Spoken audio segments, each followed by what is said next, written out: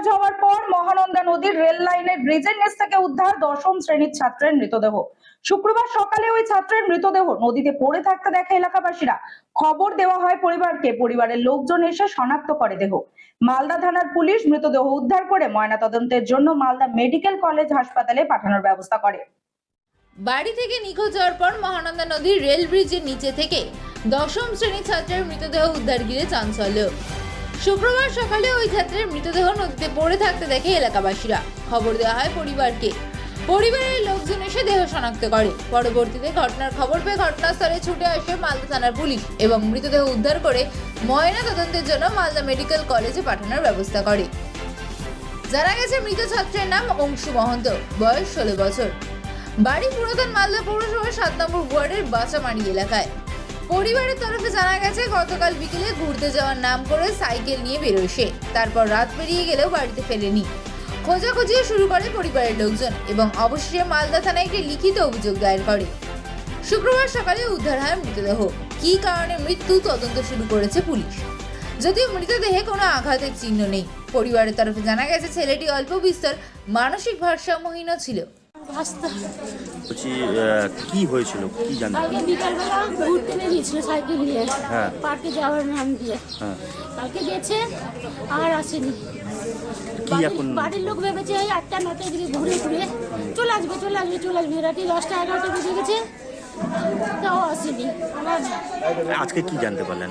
আজকে সকালে জানতে পারলাম যে নদীর ধারে পড়ে আছে। কি অবস্থায়?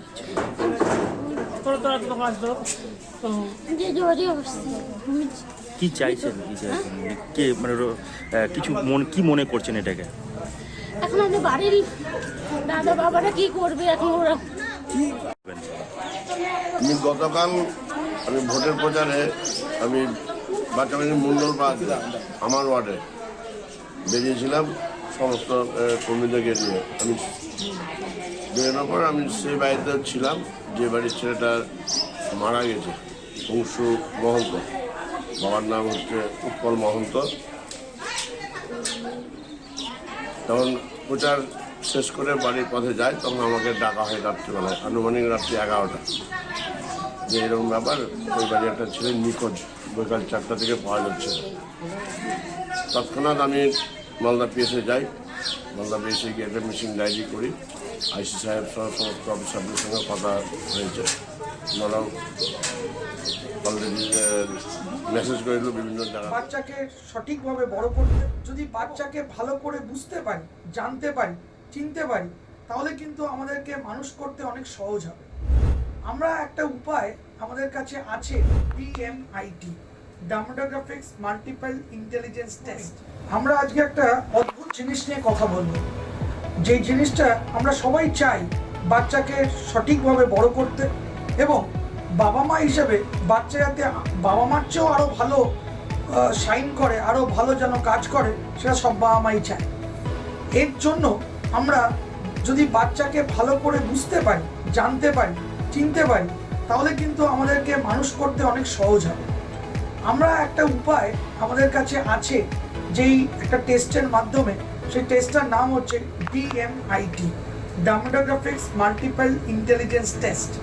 এই টেস্টের মাধ্যমে আমরা বাচ্চার ইনবর্ন ট্যালেন্ট, ইনবর্ন স্ট্রেংথস, বাচ্চার এরিয়াস অফ ডেভেলপমেন্ট, বাচ্চার কোন দিকে ন্যাক আছে, বাচ্চা কীরমভাবে পড়াশোনা করতে চায়, কীরমভাবে লোকের সঙ্গে মিশতে চায়, এই সব জিনিসগুলো আমরা বাচ্চার সম্বন্ধে জানতে পারবো সঠিকভাবে। যদি আমরা এটা জানতে পারি, তাহলে আমরা বাচ্চাকে সেই রকমভাবে তৈরি করতে পারবো, এবং তৈরি করতে পারলে বাচ্চা ভালো ফল করবে, শুধু পরীক্ষায় না, জীবনও সে ভালো করে দাঁড়াবে, যেটা সব বাবা মার ইচ্ছে।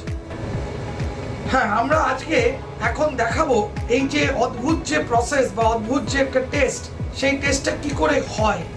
যে টেস্টটার নাম DMIT, demographics multiple intelligence test. Saugata, এবার তুমি শুরু করো।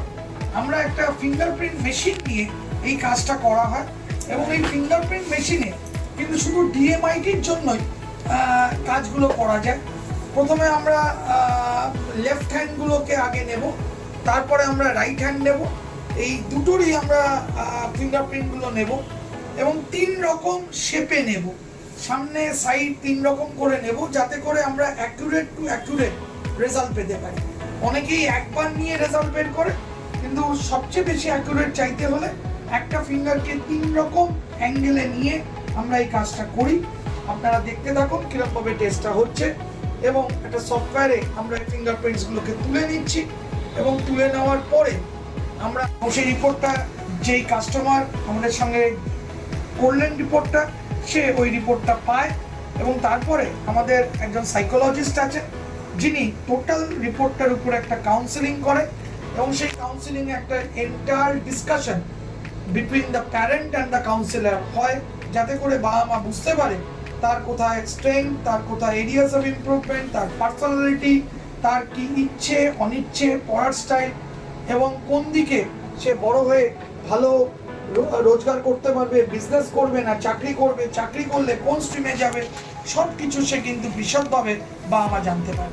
এর সম্বন্ধে বিশদ জানতে যোগাযোগ করুন ই-মেরিট সলিউশনস, এবং আমাদের ফোন নাম্বার এবং ইমেল আইডি, হোয়াটসঅ্যাপ নাম্বার সব স্ক্রিনে ডেমনস্ট্রেট হচ্ছে বা ডিসপ্লে হচ্ছে। Thank you.